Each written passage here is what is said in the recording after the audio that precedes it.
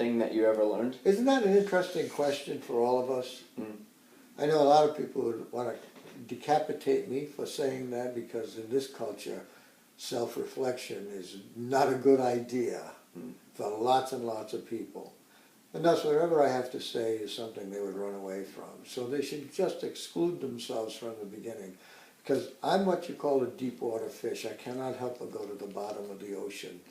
If I do not understand the foundation of something, I do not delude myself into thinking that I understand it. Mm. And that's true of almost everything. I mean, I don't understand electricity. More so, I understand more about electricity than I do about being an electrician. Mm. And I don't know very much about electricity, certain basic laws. But I know that it's an energy, and what I have discovered as my most important discovery is a self-discovery. And it has been reinforced through the readings of my life, the many, many, many readings, the studies throughout my entire adult life as it developed. And it became a Socratic thing, know thyself, sui noti. The unexamined life is not worth living. And I fully concur with that, but I don't want to sound like a snob. So there's no need for anything negative to be stated in any of this. But to me, the most important thing that you can discover is to discover your true essence, the foundation of all your life. Again, I do not understand the being unless I truly understand its foundation. This thing is an electrochemical, biological, neurological parody of sorts. It's just like an enormous accident that somehow came together. Well, we know there has to be more than that involved. There's some kind of a design that makes things fit together, and thus to produce certain things. So we are the result of some kind of higher design, even though it may look like chaos. Chaos will produce design, by the way, right? Chaos theory shows that. It will produce series of order. It just happens that way. So that's all this could be. And so lots and lots of people would hate to hear me talk about that at the level of our existence. But there's something deeper than that. There's something deeper than just the function of the energy. There's a function that comes out of the energy, perhaps, and that is called human consciousness. And what I discovered when I was a child, again and again, that I was a consciousness. Now I'll explain that more. Essentially a consciousness. And I guess that people think that they're enlightened because they come to this. I've known a number of people who claim that they're self-realized, because essentially this is what they realized. I experienced it, I think, coming out of the womb, certainly when I was a baby, certainly when I was a toddler, certainly when I was older, certainly when I was even 5 or 6 years old. And then maybe around that time I stopped having the experience until I had touches of that experience later in my life when I did meditation. And certain parts of the body would dissolve into the void. And so you could touch the void on the tip of your lips or the tip of your nose when you're meditating sometime. But what did I discover? What did I discover when I was a very, very young child, again and again and again? And I've spoken about this, but it's worth looking at, because it's about the true essence of not just me, but everybody. This is who we are, not a who we are, a what we are. And what it was simply my suddenly awakening, finding myself awake, realizing that I had always been in this condition. What condition? This condition that I'm going to try to describe. It's a condition you cannot conceive of because it was pure nothingness. There was nothing there. There was no bodily function. There was no sight. There was no light. There was no darkness.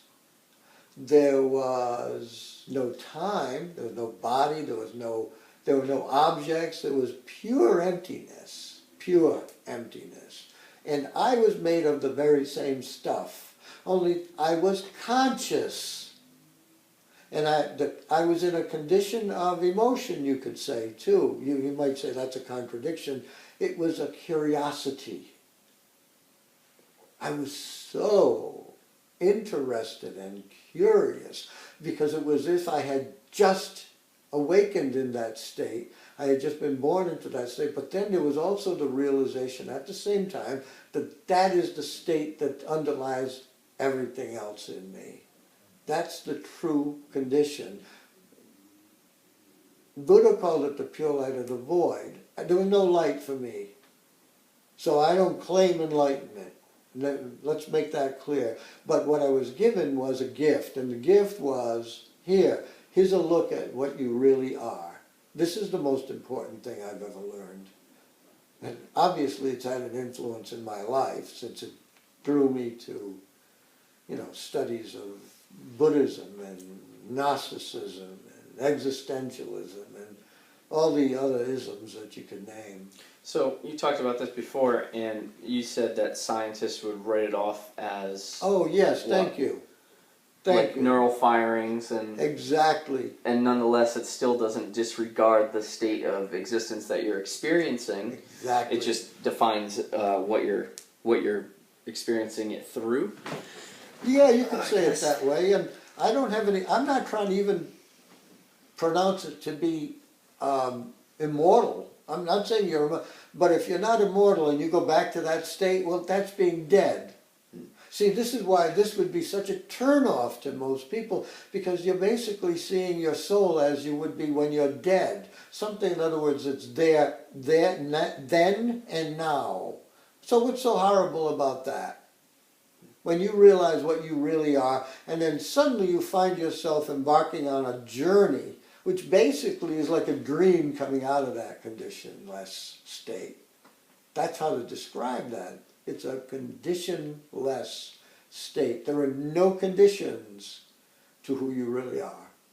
You will absorb and adapt to every situation you're in. You will saturate the being that you see. You will, through every sentience, you will live. You will live as a human being. You will live as Stephen Hawking. You will live as your dog, your cat. You know what I mean? The consciousness is not absent from any place, and it is aware of itself in varying degrees of intensity at different levels. But there's still the sentience of it. That's why these little creatures are sacred beings. I mean, I just see nothing but innocence in this little lunatic on my lap. She wants to kill everybody, but she doesn't really mean it. Mm. You know what I mean? They feel. They're just all pure feeling. Mm. And that, to me, that makes them like little angels. They're angels, they're not saints. Mm. Right? You understand the difference, right? Yeah. Some of them have little black wings, like this one. Mm. Little black wings with hooks on them. Anyway, you're so right. The neurophysiologist would say, I learned this in a reading, that it would just be nothing more than the shutting down of the reticular activating system. I've always been happy to remember that. Mm. And I fully concur. I said it on one of these videos recently. It's fine. As you pointed out, it's how it's what you're experiencing this thing through, this nothingness through. Mm. And so you experience it through this body. You're not separate from this body in any way. You are the sentience of this body.